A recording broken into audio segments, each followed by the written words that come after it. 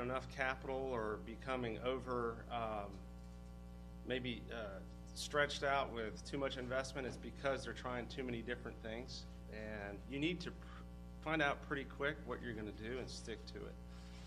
And as far as growth goes, I think for us, I won't go into the whole story. Talk a little bit about Tienda. Tienda began as a failed retail store, and through that failure, we had a lot of time to learn about the internet in 1995, put up a web page, and literally because no one was coming into the store, we messed around with the computer and put up a picture of a Spanish ham, and it turned out that a lot of other people were interested in items from Spain, and from there it just sort of organically grew. We funded it with actually my parents' credit cards, since my credit card limit was about probably $1,500 back then, and mostly maxed out from going to spring break after graduating.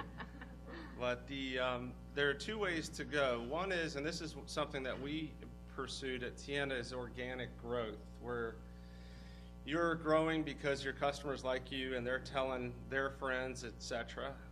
You're not going for outside investment. You're limited to the resources that you have available to you and your family and your team. Our company is owned 100% by our family. We also, and it's humbling, we get a lot of folks who want to buy in, and we say no. This is, for us, a labor of love, and it's something we'd love to pass on to our kids. So figure that out. Now, I've been involved with other things, other businesses where it's all about fast growth. You go out and get several $1 million from investors that you don't know, and you say, all right, we're going to try to grow this as fast as we can, usually a 3 to 5 year time frame, and sell it.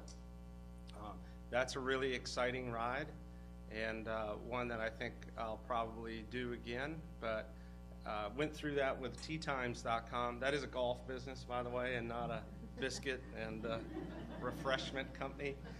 And that was a company where we went out in the late 90s and were able to attract a lot of capital. At that point, internet plus golf was pretty alluring to a lot of folks, and ended up selling after missing the mark. We were trying to go IPO, which is another way to go. So when I came to my family business, I was sort of anti-growth. I wasn't going to try to do hyper growth strategy, and instead really became disciplined about saying no. And I think that's important. Now that that business is on firm ground, I'm ready to do it again and bring in some outside capital. And I think we're going to try this other, I don't know if it's inorganic growth strategy, but it's not organic growth. The hard thing with organic growth, you can't really stop it. So if you have a problem that your customers are saying, well, I'm having trouble on your webpage. Most of our business is online. And you fix it. What happens? Well, they're happy and they tell their friends, and then you grow. Or you respond to their requests for different items and you add them and they succeed. The only way that you can really throttle that growth is to limit your marketing.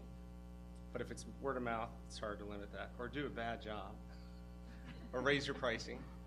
And that becomes fairly dangerous because you can easily create momentum going the other direction. But it is something we talk a lot about, and I think for those of you who are in partnership, certainly with your family or with other folks, talk about it. What do you want to be when you grow up? How long do you want this business to last? Is it something you want to do for the rest of your life? Do you want to pass it to your kids? Do you want to do it for a little while and sell? I remember distinctly talking to my brother, who's president of the firm, and at the time I came in, we were at about $300,000 of business and not profitable.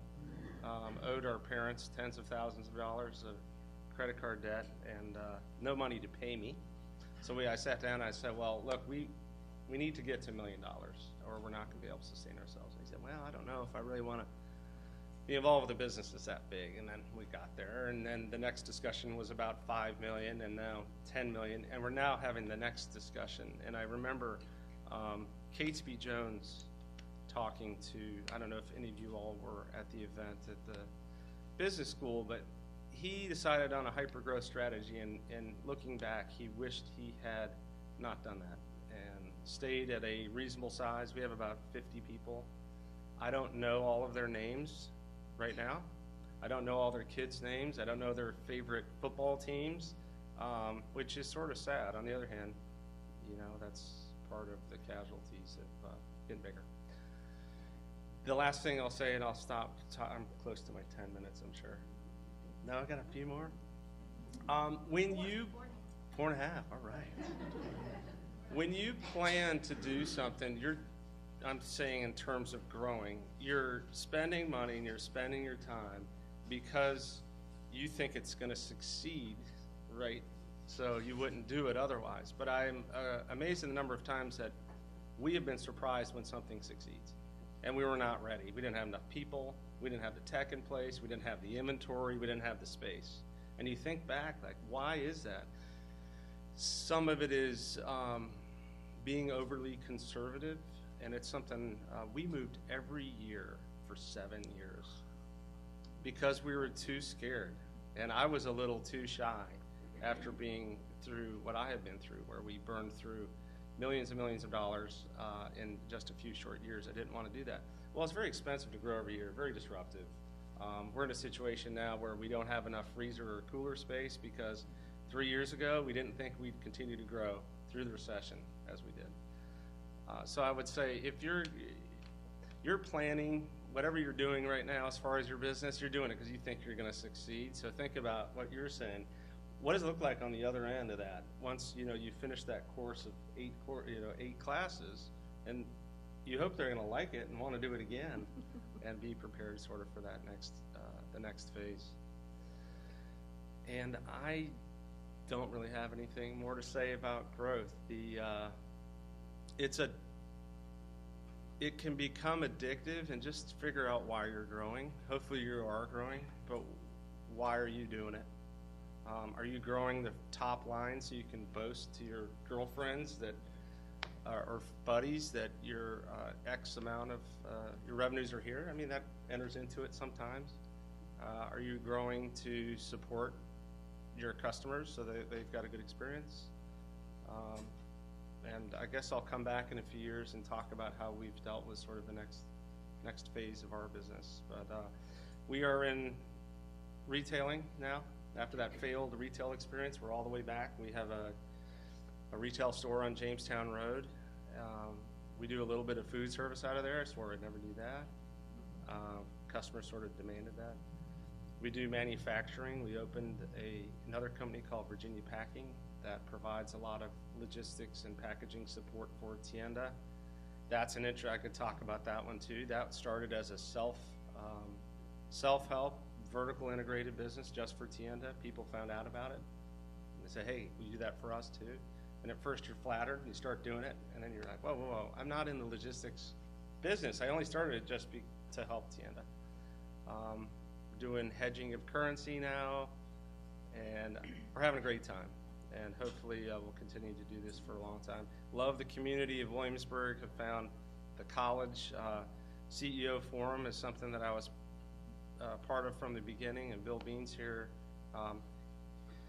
It definitely helps to have company through a startup and through running the business. And at the end, you end up mostly talking about employees and business partners, but it's good to have other folks to talk to. But thank you very much.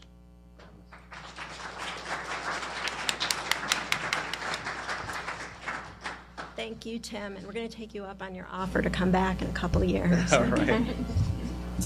Our last speaker is Michelle Brumfield of Bed Crafters by Michelle. And Michelle writes, after graduating from high school, I attended Richard Bland College and BCU for a business and accounting degree. During my youth, I played a lot of sports and badly damaged my back. I needed a mattress and found the Wyndham mattress. After researching the product, I decided to purchase one. I actually got lucky when I found this quality in a mattress. This mattress saved my life in so many ways. It was at this point I decided that I wanted the same experience for others. Buying a mattress is not something most people enjoy purchasing due to the pressure and sales pitches. I knew in my heart I could change that experience into a positive and painless one for others. I approached the owner of the manufacturing plant and asked him if he would hire me. I explained that I had no sales experience, but if he would give me 30 days, I would know more about his product than he did. I expressed my desire to make a difference and my passion for the quality of the product he was producing. He hired me. I worked every area and piece of machinery in the building by hand before I ever attempted to sell a mattress. I have now worked in the mattress industry for over 18 years. My experience in the manufacturing of mattresses has allowed me to gain vast knowledge in the raw materials used to make a quality mattress. I've built the mattresses by hand in the factory, understanding the benefits and values of each component used in making a bed and how they can be used or changed to meet different comfort and support needs. I began working with orthopedic surgeons, neurologists, chiropractors, sleep centers, and of course my customers to build a mattress that meets their individual needs. My love and passion for this business has carried on to my staff. Our customers are our friends. As we say, give us one night, we'll give you a better day. We promise. And Michelle is also the mother of two, Trevor, 20, and Jessica, 18. Thank you all very much. Well, I guess to tell you about growing my business, I opened up here in Williamsburg in 1997 in Ewell Station Shopping Center. Scared to death, came in, I decided I wanted to open up in Williamsburg because I wanted my children to experience this area for their education. Opened the doors in retail, and I wondered to myself, what are you doing? There's a mattress store on every corner everywhere else, but there was only two located here in Williamsburg. I had started in the medical field designing mattresses, and again, it was all about making a difference. It was more so for treatment of decubitus sores. In this particular product, I found it to be phenomenal.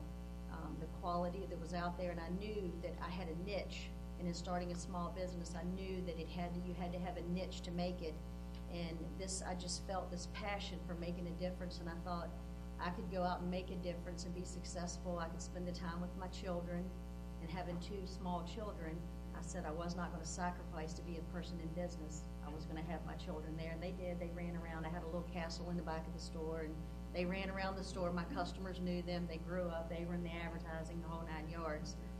But I guess the thing I want to share with everyone here is I think in being a small business owner, the most important things to grow is to participate in the community, have a niche in your business. The customer service has to be there, quality product that you're providing. Even in the quality product, you have to stand behind it in customer service. Always listen to that customer, especially in retail, and we all know retail, I mean, you can be right, but they are right. No ifs, ands, or buts about it. They are always right. I think that with the growth of what Bed Crafters has experienced here, it has been my passion, my staff, listening to your employees, the great input that they can have, because you can't always be there as an owner. I love being small because I do know so much about my employees. I never want to grow. We have 10 employees. In growing my business to the new location, it was almost kind of a demand because we had so many people traveling from Richmond, coming to see us, and it just seemed like such a waste that they had to travel, and it was almost like I was drawn that we had to go there. The Wyndham product that I built by hand was already so well known in that area, but there was no one doing it like I did. It was just a high-end furniture store that was selling it. It was no one really custom designing the product and working with the product like I did. I'm really not sure exactly what I'm supposed to share with y'all because this is really not my position here, what I do the best at. But I do want to tell you that even in marketing your business, I think as a retailer, if there are retailers out there, it's really about a consistency in the image that you put out there. And as a small business, everybody wants to see that personal touch, putting you into it, your staff, making everybody that is the face of your business, even when you're not there, let them be a face of your business and the comfort of who they are when they're with your customer. I think that a big part of our business has been making the customer a part of it when they come into your business, listening, just stop and listen. Find, again, that niche. I can't, I was just talking to someone earlier in here that has a business here, and they were talking about their struggles, and about maybe they should put a sell out there. And I'm like, you can never sell. A sell never sells your business. A sell is how you break even. A sell doesn't ever, that's how you break even. You don't profit. And without profit in a business doesn't continue to exist. So, profit's not a bad word in business, everybody out here. And I'll tell a customer that every day. They'll come in and try to negotiate with me, and I'm like, Bed Crafters doesn't sell a sell. Bedcrafter sells a quality product. It sells customer service. It sells a great night's sleep. You know, we're going to be here to take care of you. So if that's what you're looking for, there's other stores right around the corner who'd be glad to take care of you.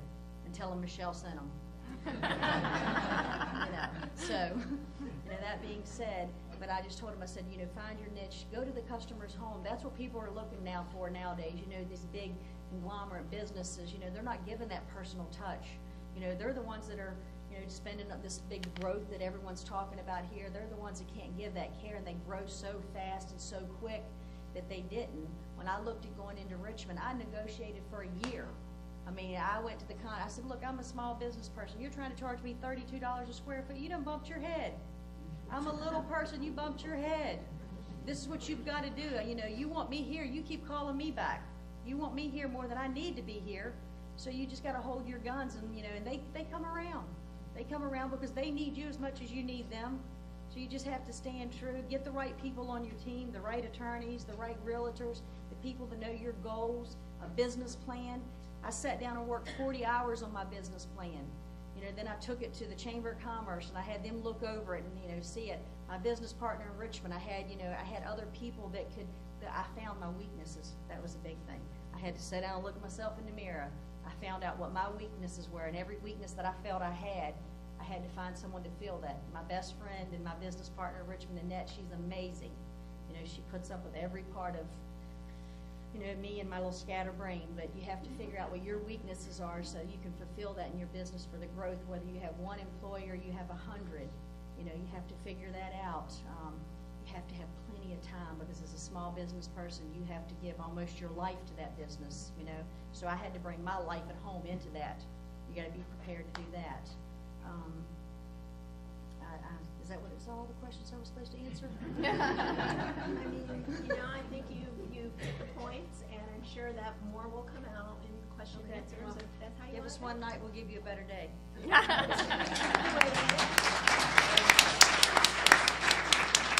In a family business, I think this is right. When things are going well, it's the greatest thing in the world.